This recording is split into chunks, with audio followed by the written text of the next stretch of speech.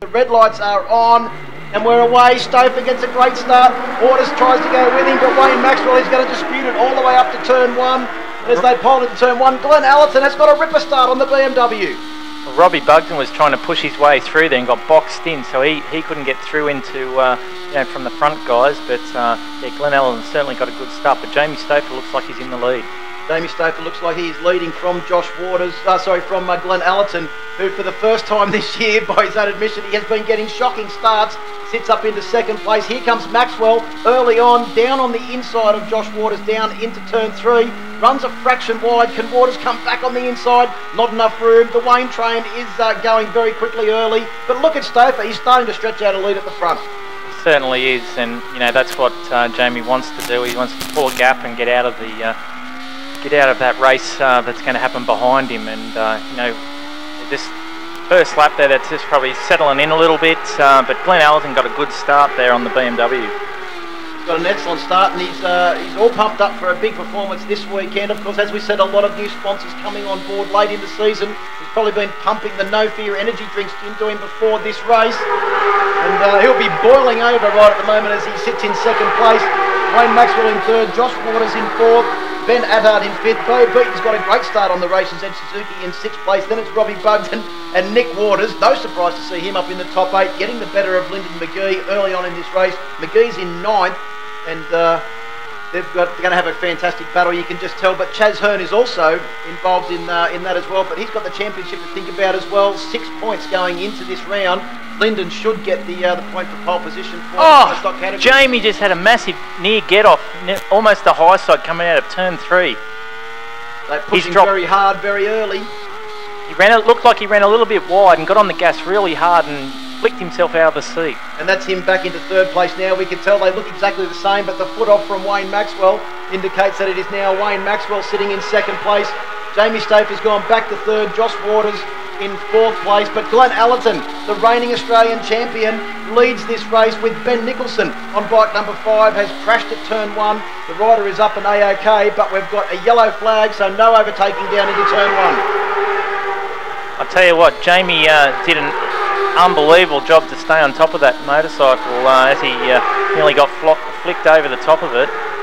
He's fighting back right on the back of Wayne Maxwell now out of turn 2. It hasn't taken him long to calm back down and get back on track after that incident, Gilesy, because as you said, he's now looking for a way past Maxwell.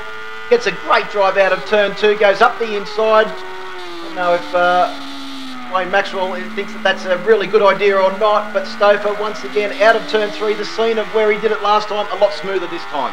Certainly was. So I think he just ran a little bit wide there and got on the gas real hard. We've got another rider off in the grass at turn 3 as well. The new lap record for Jamie Stouffer, a 109.125, best his previous effort of sorry, that's a 109.125 was the old one, a 109.093. So he's taken a 1/10 of a second out of that lap record early on in this race, and in fact on the first flying lap. So he means business early on. He certainly does, and he's hammering back in there and trying to get past Glenn. And Glenn's not an easy rider to pass under brakes. Glenn brakes late, very, very late. So yeah, it's going to be interesting to see how Jamie goes this time up to turn 3. He's got good drive out of turn 2 up onto the back straight there. Well, the BMW and the Honda level pegging as they make their way up the back straight. Stouffer just goes up the inside. I bet the people over there at turn 2 turn 3 are getting an excellent footage of the Nissan Bluebird induced braking style that Jamie Stouffer's using down there, where he gets the bike pointing in completely the wrong direction and then flicks it around like some sort of rally star. And Glenn Allerton probably would have had the best seat in the house. Really would have been very, very close to see Jamie doing that. Unfortunately, going up the inside of him. Wayne Maxwell now is trying to find a way past. He really wants to go with his teammate Jamie Stouffer as they start to pull away at the front of this field. It's also interesting that Josh Waters is coming up on the back of Wayne Maxwell there, and also Ben Attard. So it's closing up to be a great race there with the 5 riders getting closer.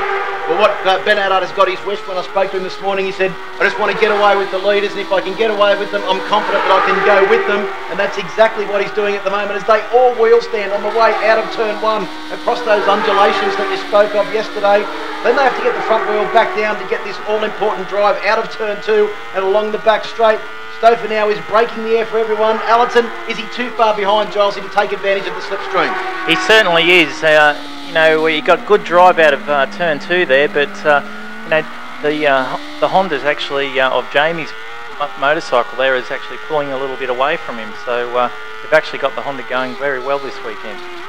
So Robbie Bugner at the moment is in no man's land, sitting back there in sixth place. He's got a massive gap to his teammate Ben Haddad in front of him. He's also got quite a healthy lead over Bo Beaton on the Racing's Edge Suzuki bike number 86, who's currently sitting in seventh place. Lyndon McGee has now got the better of Nick Waters to move up into eighth place, and that's a fantastic battle between those three. They're not separated by very much on track. In fact, right behind them as well. That's a three-bike battle now, with Bo Beaton as well. Got the two Pro Stock boys camped right on his ducktail. Here goes McGee trying to find a way past, can't do it. Our race leaders are now making their way out of turn two and onto the back straight. Maxwell is looking desperate to try and get past Glenn Allerton on the Dynatec Maxima BMW. I think Allerton just showed how determined he is, though. He got great drive, then stood it up onto the fat part of the tyre and used all the electronic aids available in that S1000RR. Yeah, Glenn seems to be quite happy with his bike this weekend, and just talking to him before this race, he's probably the happiest he's been all year. So you know, he's showing that on the circuit right now. Well, through turns 4 and 5, the only two left-handers on the Queensland Raceway circuit. Jamie Stouffer has won 4 of the last 6 races here. Smashed the pole lap record yesterday. Took out his own existing lap record today. A 108.958. He's into the 8s at race pace, Gilesy. That's unbelievable. His old lap record was in the 109, so he's just lowered the bar even further and really starting to get away at the front after his heart rate has now come down. Jamie actually looks like he's just on rails going around the track. The bike looks very stable. It's going to be interesting to see what happens later in the race when the last 4 laps to go, and see who's got the best tyre and the best setup to push that last bit out. Well, looking like Phil Lovett, Chris Quinn are also having a really good battle back there, and Nathan Huderman also starting to get into the mix. Great to see Alistair Hugenbosen on the 44 machine. He's also having a good ride here at Queensland Raceway. He's well and truly in, that's one of the Honda CBR 1000s. Here comes Jamie to complete 12 laps, 5 laps to go now for our race leader. And if anything, Gilesy, Allerton has pulled out a small lead over Wayne Maxwell now. Yeah, he certainly has. I'd say, by looking at Wayne, off the turns he seems to be lacking a little bit. On the entry of the turn, Wayne's super fast, pulling in, running the bike in very, very hard there. So the Pro Stock Championship is going to be very interesting at the moment, as we said, with coming into this race. A 5-point lead for Chaz Hearn. Well, Lyndon McGee at the moment is in a position where he's going to score 6 more points than, or 7 more points than Chaz Hearn, so he should take the championship lead in Pro Stock by 2 points if they remain in the same positions at the moment. So Nick Waters could in fact be helping Lyndon McGee on the way to the Pro Stock Championship here, with currently sitting in that 2nd place, or if you like to call it that, 8th place outright.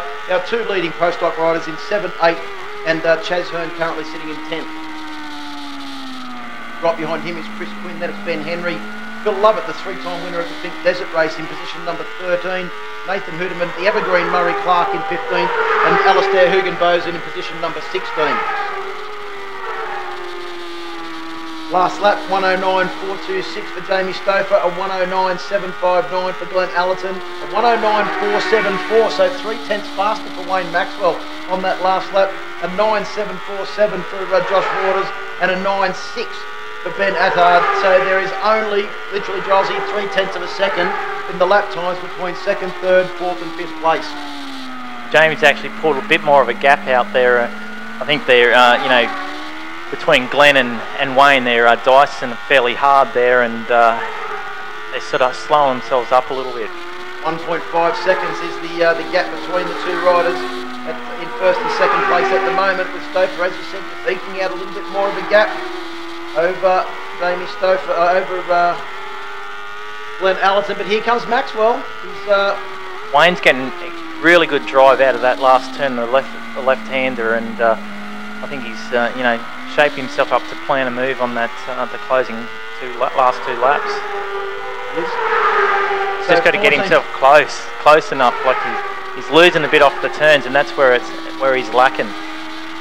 Well, they might be lacking losing off the corners, but he will be pumped full of determination, will Wayne Maxwell now, as he gets a great drive through turn 2. But once again, we see Allerton stand the BMW up, use the electronic aids of the BMW S1000RR to get excellent drive once again out of that corner, leaving Wayne Maxwell with a lot of work to do to try and make up that distance on the brakes down into turn 3. So, Stouffer, a 1:08.958 new lap record in this race, set very early on. I think, in fact, Jossie, on the first flying lap. And then he had a laundry-inducing moment, but got his head back down very, very quickly and has just maintained a comfortable buffer over the rest of the field. Then again, I suppose nothing's comfortable when you're lapping in the 1:09.5 second bracket round Queensland Raceway. I don't think you got too much time to think about it. You just got to get back on it and get into it. Round now to complete 15 laps, so 2 laps to go for Jamie Stouffer as he comes across the start finish line. As we said, the whole family here to watch him this weekend. He's got his new baby here to watch at her first race meeting. I think 6 weeks old now is the new addition to the Stouffer family. And there was some talk about the amount of hair that the baby's got. Baby, it might, certainly doesn't look like Dad. Hey, what are you saying? So Jamie Stouffer, what a great ride here from the rider from Kurri Kurri. As we said yesterday, he may live at Kurri Kurri or Pelham in the Hunter Valley, but he certainly is owning a piece of real estate in Queensland this weekend here at Queensland Raceway. Well, just look at the lead that Glenn's pulled away from Wayne. He's certainly opened up a decent gap there, and he looks like he's actually caught back up to Jamie quite a bit. They might be spread out a little bit on track, but as we know, and as we've already seen today, anything can and will happen. And Josh Waters at the moment is sitting in a comfortable 4th place, and with 2 Phil Tate prepared machines right behind him, there's no doubt that if he can keep it on track, 4th place is the worst that he's going to do in this race, and minimise the damage to Wayne Maxwell at the moment, who looks like he's only going to gain 1 point back, which means Josh will go into the last race of the season with an 18.5 point lead. Last lap for Jamie Stouffer, exits turn 2 for the final time. 1.1 seconds was the lead for Stouffer, so Allerton's actually pulled it back just a fraction. In fact, in the last lap, Giles, he was 0.4 of a second faster than Jamie Stouffer, who maybe have just buttoned off just a fraction to make sure that he brings the Honda home safely now, as we have another rider running off down there at turn 6. Can't quite see who that is, but it could be Jason Ecott with the fluoro wheels on his Honda.